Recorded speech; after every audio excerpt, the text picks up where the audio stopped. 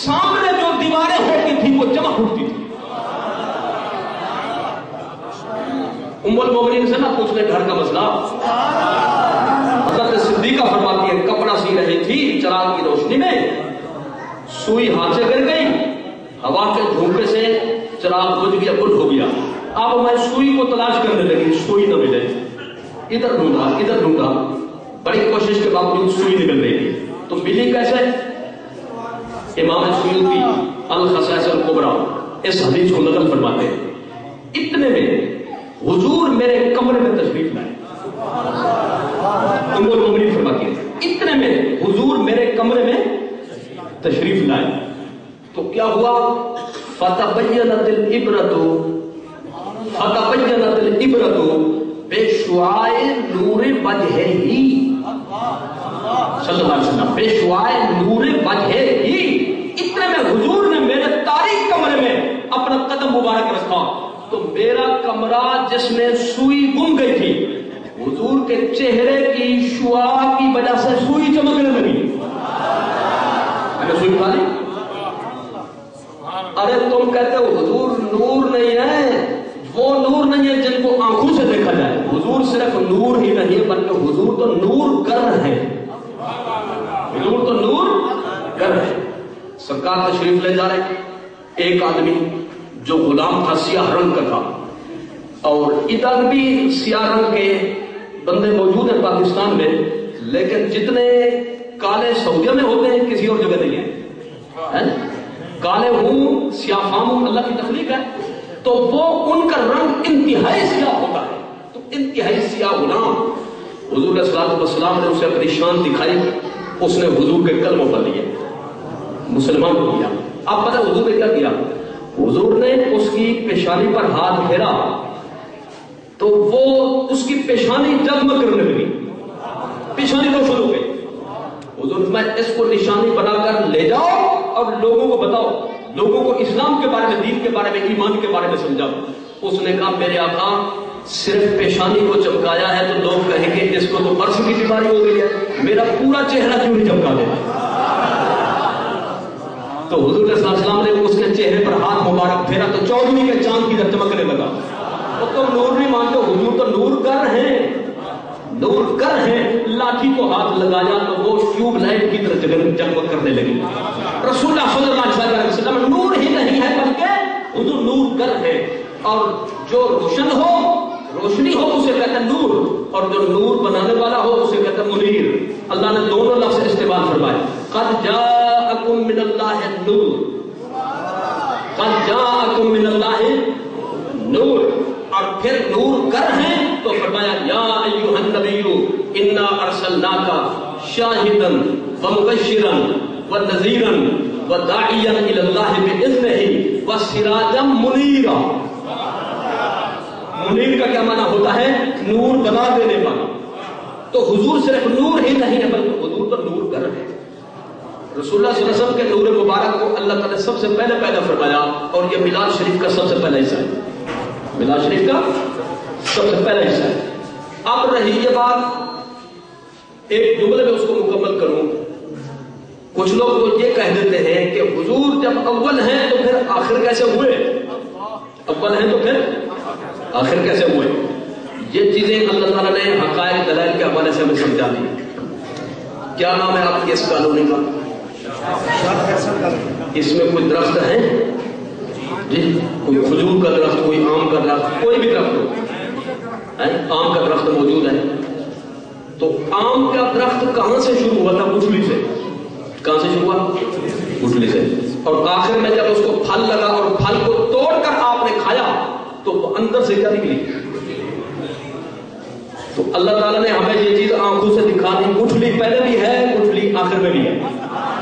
تو جو خدا آم کی گٹھلی کو اول بھی بنا سکتا ہے، آخر بھی بنا سکتا ہے، اس کی مرضی آم کی گٹھلی کو یہ شان دے یا امام الانبیاء کے نور کو یہ شان عطا فرمائے. حضور کا نور اول بھی ہے، حضور کی ذات آخر بھی، صلی اللہ علیہ وسلم. اچھا، کچھ حضرات یہ سوچ رہے ہیں کہ آپ نے یہ کہا ہے کہ اللہ تعالیٰ نے اس نور کو رسول بنایا، اس نور کو نبی بنایا، نبوت رسالت دی. اس کا کیا ثبوت ہے؟ میں بالکل اس بارے میں بھی ایک مختصر بات کرنا چاہتا ہوں، ادھر ادھر نہیں جانا چاہتا. وہ بات ایسی ہے جو عرف سے بھی مطابقت رکھتی ہے، عقل بھی اس کو تسلیم کرتی ہے، اور قرآن و سنت کے دلائل بھی اس کے حوالے سے موجود ہے۔ ایک آدمی جب کسی بات کو نہ مان رہا ہو، میں نے خود بھی تجربہ کیا اور دیکھا، ایک آدمی دوسرے سے کہہ رہا تھا کہ یار میرا فلاں مسئلہ ہے حل کر دے، اس نے کہا نہیں میں نہیں حل کر سکتا، اس نے کہا اللہ کے واسطے حل کر دے، اس نے کہا نہیں، اس نے کہا نبی کے واسطے، کہتا ہے نہیں فلاں کا واسطہ۔ آخر میں اس نے پتہ کیا کہا، اس نے کہا وہ ڈاڈے کا نام مانا، دادے کا نام مان، دادے کے نام پر میرے یہ کام کر دے۔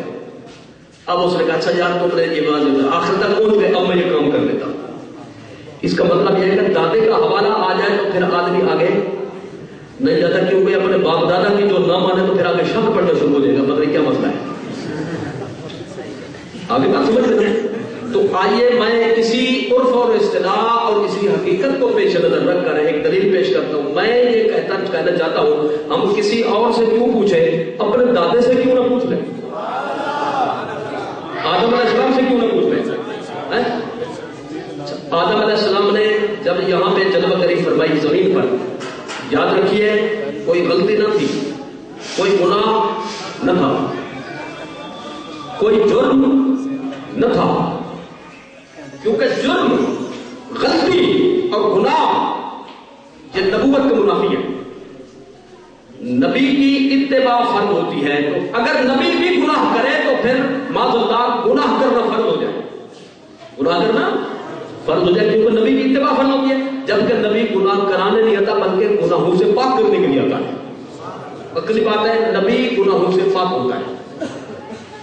اللہ تعالیٰ کی حکمت کے پیش نظر آدم علیہ السلام یہاں پہ تشریف لائے، زمین پر تشریف لائے، کیونکہ اللہ تعالیٰ نے یہ فیصلہ فرمایا تھا میں چاہتا ہوں ان کی اولاد ہو، ان کی اولاد ہو، کوئی شاہ ہو کوئی گدھا ہو، کوئی نبی ہو کوئی امتی، کوئی رسول ہو اس کی شریعت ہو اور اس پر چلنے والے ہو، اور یہ سارے چلتے ہوں زمین پر۔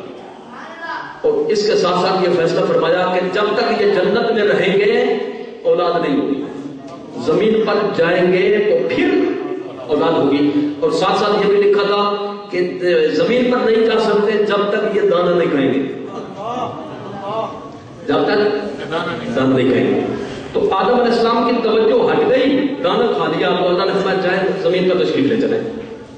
اچھا اب اس میں حکمت جو بنیادی حکمت تھی وہ یہ تھی کہ اولاد جتنی بھی ہو اس کے اجزاء باپ کی پیٹھ میں ہوتے ہیں۔ آپ حضرات کو معلوم ہوگا آپ کے جتنے بچے پیدا ہوئے ان کے اجزاء کہاں تھے؟ باپ کی پیٹھ میں۔ تو آدم علیہ السلام کی جتنی اولاد ہے اس کے اجزاء کہاں تھے؟ آدم علیہ السلام کی پیٹھ میں۔ اب غور فرمائیں اسی پیٹھ مبارک میں فرعون کا جز بھی موجود تھا، نمرود کا بھی موجود تھا، حامان کا جز بھی موجود تھا، شداد کا جز بھی موجود تھا، ابو جہل کا جز بھی موجود تھا، یزید کا جز بھی موجود تھا، جتنے بے ایمان ہیں ابیل سویل دلانتی، سب کے اجزاء آدم علیہ السلام کی پیٹھ میں تھے۔ اللہ ان کو جنت میں نہیں رکھنا چاہتا تھا کیونکہ کافر جنت کا مستحق نہیں۔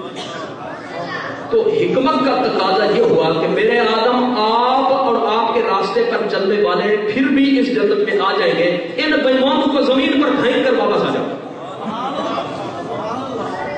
حکمت کی تکمیل کے لیے آدم علیہ السلام تشریف لائے، لیکن رب اور بندے کے درمیان کچھ راز ہوتے ہیں مقربین کے۔